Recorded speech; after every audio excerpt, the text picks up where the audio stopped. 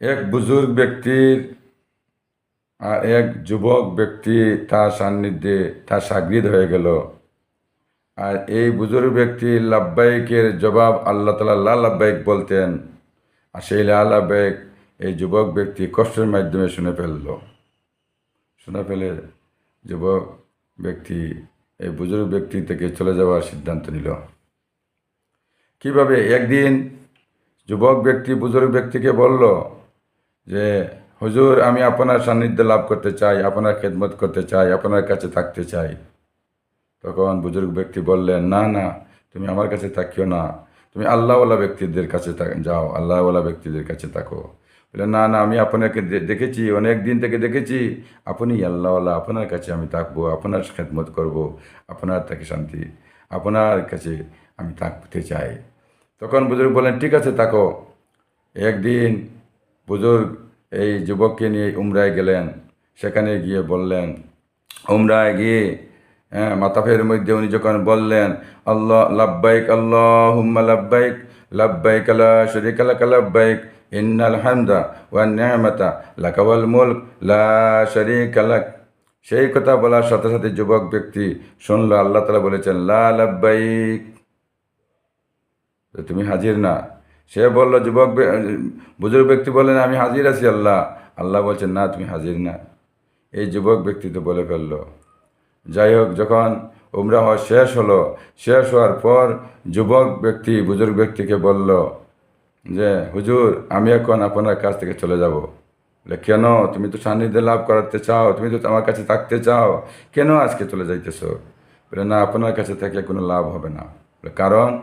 কারণ আপনি যখন লাব্বাইক আল্লাহুম্মা লাব্বাইক বলতেন, আল্লাহ লা লাব্বাইক বলছেন, আমি শুনেছি।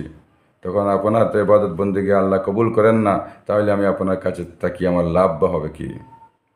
তখন বুজুর্গ ব্যক্তি মাথা নিচু করলেন, কাঁদিতে আরম্ভ করলেন আর বললেন, আমি 29 বৎসর থেকে আল্লাহকে আমি লাব্বাইক বলতেছি, লাব্বাইক আল্লাহুম্মা লাব্বাইক, লাব্বাইক লা শারীকা লাক লাব্বাইক, ইন্নাল হামদা ওয়ান নি'মাতা লাকা ওয়াল মুলক লা শারীকা লাক, কইতে আসি, বলতে আসি, আল্লাহ আমার উত্তরে লা লাব্বাইক বলতে আসেন, কিন্তু আমার 29 বছর হয়ে গেল, আমি শুনেছি, আর তুমি আজ তো শুনে ফেললে।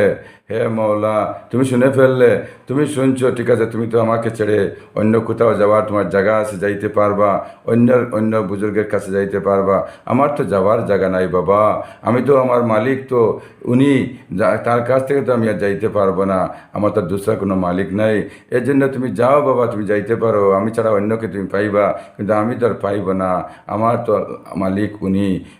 আমি 29 বছর থেকে শুনে আসছি, আমার যাবার আর জায়গা নাই, এর জন্য আমি তো বলবো, উনি কবুল করুক আর না করুক, আমি তাকেই তো বলবো, আমার তো জায়গা নাই বাবা।